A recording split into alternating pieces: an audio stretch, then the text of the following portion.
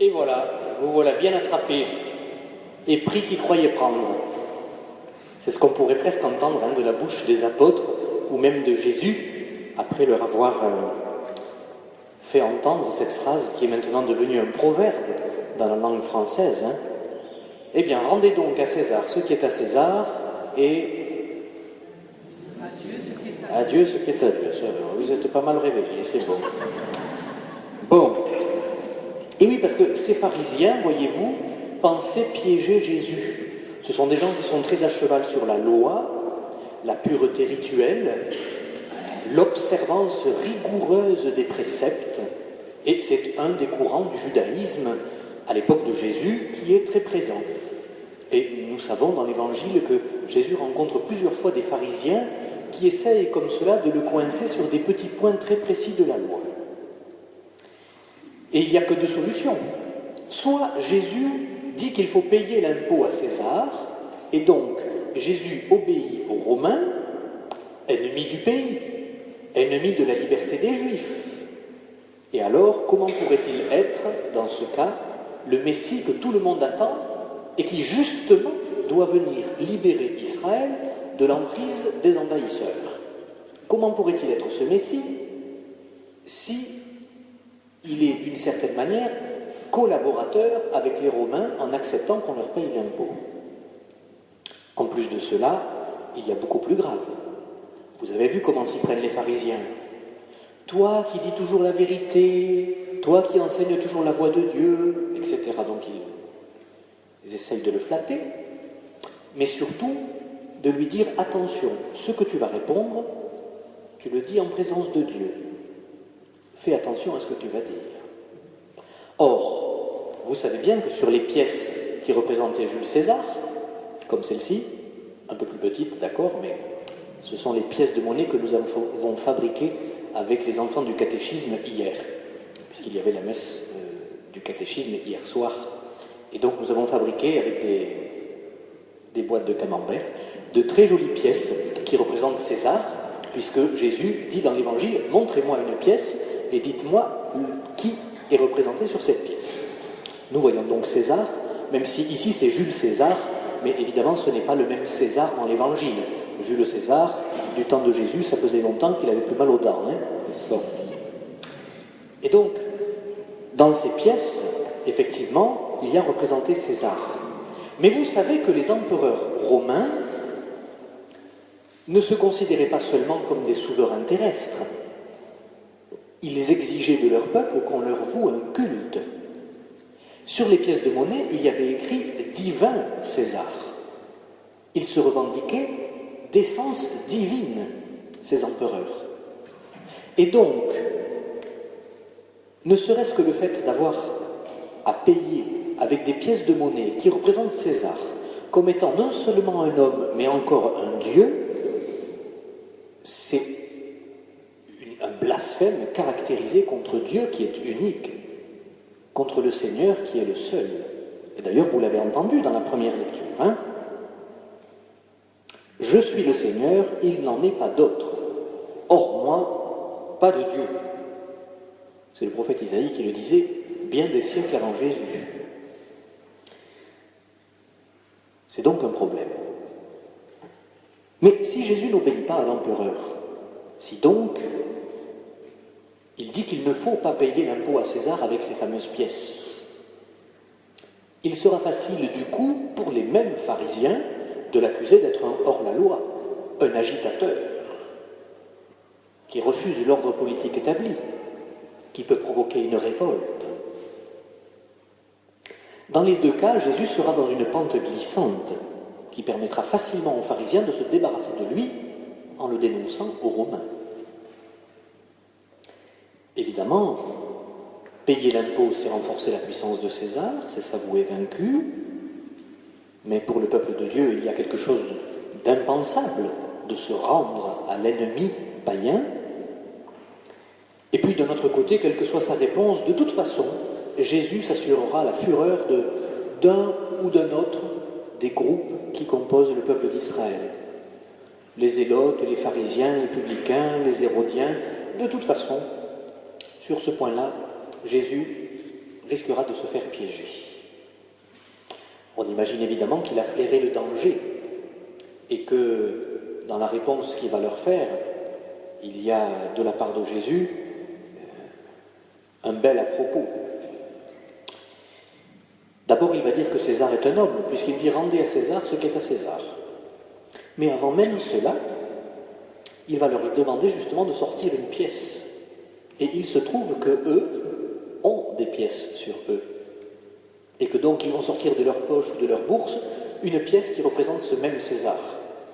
Les voilà donc déjà piégés, puisque eux-mêmes sont pris en flagrant délit d'être en train d'utiliser cette monnaie, donc de faire des échanges commerciaux avec les Romains. Et l'archéologie de l'époque nous montre bien qu'il y avait en Terre Sainte du temps de Jésus un tas d'objets romains qui étaient utilisés par le peuple hébreu et que la culture du peuple hébreu avait déjà été largement romanisée. Mais ce n'est pas un problème. Nous avons le droit de prendre le meilleur de ce qu'il peut y avoir dans chaque culture. Jésus ne le nie pas. Mais César est un homme, et donc on peut traiter avec lui comme un être humain. Qu'il se prenne pour Dieu, c'est son problème. Mais il ne l'est pas. Et Jésus, quand il dit « rendez à César ce qui est à César et à Dieu ce qui est à Dieu », fait bien la différence entre les deux. Vous savez par ailleurs que les Juifs, tout comme les premiers chrétiens, se mettront souvent justement en indélicatesse avec l'Empire romain, précisément parce qu'ils vont refuser de sacrifier à l'empereur comme on sacrifierait à un dieu. Et c'est pour cela qu'ils vont souvent être accusés, jetés en prison et tués. Saint Geneste, que nous aimons en Martigues, est un exemple de cela. Mais les interlocuteurs de Jésus, déjà coincés quand ils sont obligés d'avouer que, effectivement, ils profitent de l'économie romaine et qu'ils ont des pièces de Rome sur eux, tout n'est pas résolu pour autant. La phrase de Jésus reste quand même mystérieuse. Qu'est-ce que ça veut dire? Rendez à César ce qui est à César et à Dieu ce qui est à Dieu. Hier, je posais la question aux enfants du catéchisme. Mais alors dites-moi, qu'est-ce qui est donc à César? Qui sont les Césars aujourd'hui? Ceux qui détiennent le pouvoir politique. Le président, les ministres, voilà, c'est César, l'autorité publique.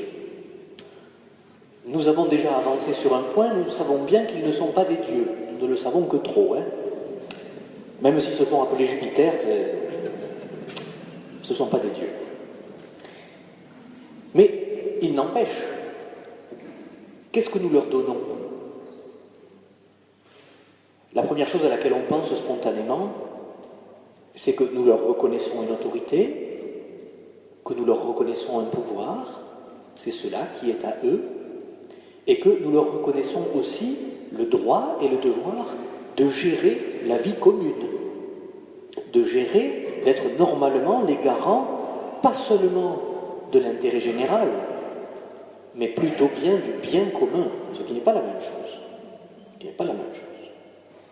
Et pour ce bien commun, nous savons qu'il y a besoin d'argent, par exemple, et que nos impôts, d'une manière ou d'une autre, sont les garants de la possibilité d'une communauté, d'un bien commun.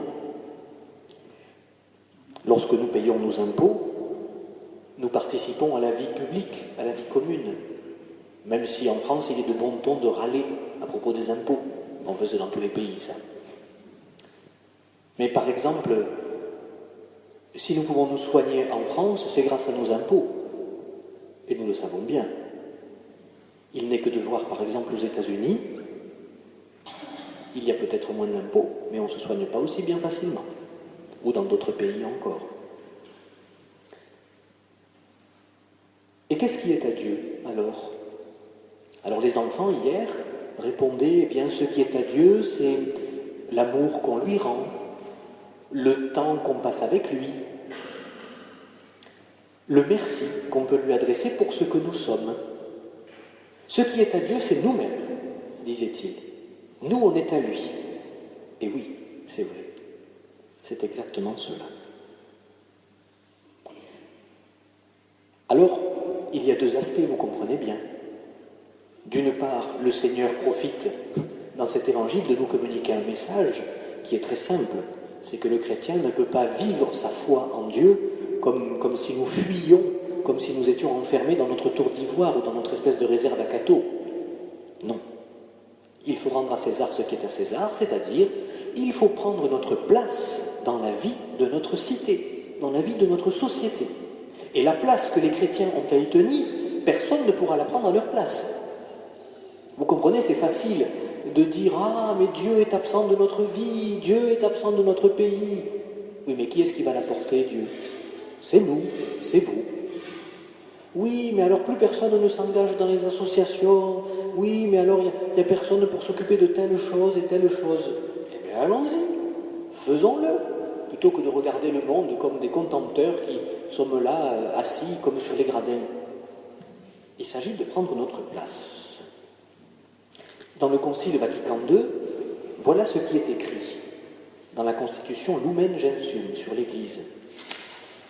En accomplissant leurs devoirs civils normaux, guidés par leur conscience chrétienne, selon les valeurs conformes à cette conscience, les fidèles réalisent ainsi la tâche qui leur est propre, d'animer chrétiennement l'ordre temporel, tout en respectant la nature et la légitime autonomie de chacun des domaines, bien sûr, et en coopérant avec les autres citoyens selon leurs compétences spécifiques et sous leur propre responsabilité.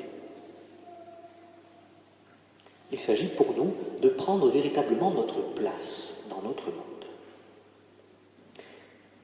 Un petit point très simple, par exemple.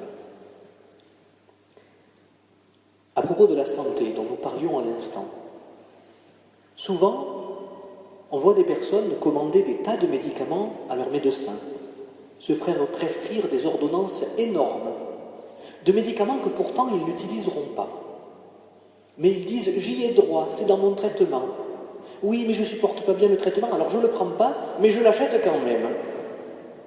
Eh bien, rappelez-vous, le pape François disait il n'y a pas longtemps que gaspiller de la nourriture, c'est la voler à la table d'un pauvre. Eh bien, je crois que, de la même manière pour les médicaments que nous gaspillons, et il faudrait que nous regardions dans nos armoires à pharmacie ce qui nous sert vraiment, peut-être déjà, prescrire des médicaments que l'on ne prend pas ou que l'on sait que l'on va gaspiller, eh bien, c'est les voler au chevet d'un malade qui en a peut-être plus besoin que nous. Vous voyez, c'est des petites choses, ça. Mais, n'empêche, il faut y penser. Et puis enfin, rendre à César ce qui est à César, nous voyons, mais il ne faut pas négliger non plus la deuxième partie, rendre à Dieu ce qui est à Dieu. Si nous voulons que Dieu ait une place dans notre société, c'est à lui d'abord, c'est à nous d'abord de lui donner une place dans notre cœur et dans notre vie. Ce que Dieu cherche, c'est une amitié avec nous. Une amitié sincère, qui va se forger par des rencontres, par du temps passé, par des services rendus, par des projets de notre communauté, par un souci les uns des autres aussi, bien sûr. Quand je prie, j'invite Dieu chez moi. Quand je vais à la messe, eh bien je le mets à la première place de ma vie, de ma semaine. Quand j'ouvre la Bible, quand je sers une personne qui en a besoin à côté de moi, eh bien Seigneur, je me mets à ton service, à ton écoute. La vie chrétienne, c'est cela, c'est aussi simple que cela. Et puis il y a une dernière chose. Le mot grec qui est utilisé dans l'Évangile pour parler de l'effigie qui se trouve sur les pièces de monnaie, c'est le mot qui dit eikon, qui a donné en français le mot icône, c'est-à-dire une image au sens d'une image vraie, d'une image sainte. Eh bien, voyez-vous, je pense que si César n'est pas un dieu, notre visage à nous, à chacun de nous, revêtu de la dignité du baptême, eh bien notre visage est comme divinisé. Et finalement, nous sommes appelés, nous aussi, à devenir comme Dieu. Nous qui sommes faits à son image, qui devenons petit à petit à sa ressemblance et à son image. Alors je termine avec une petite phrase de saint Laurent de Brindisi, un saint du XVIe siècle, si je ne m'abuse. Voilà ce qu'il dit. Nous avons été créés à l'image et à la ressemblance de Dieu. C'est le livre de la Genèse qui nous l'apprend. Tu es homme et femme, ô chrétien. Donc, tu es toi aussi la monnaie du trésor divin. Tu es toi aussi une pièce qui porte l'effigie et l'inscription de l'empereur du ciel. Dès lors, avec le Christ, je te demande, ô chrétien, cette effigie et cette inscription, de qui sont-elles? Et tu me répondras, de Dieu. Et je te répondrai, pourquoi donc ne rends-tu pas à Dieu ce qui est à lui?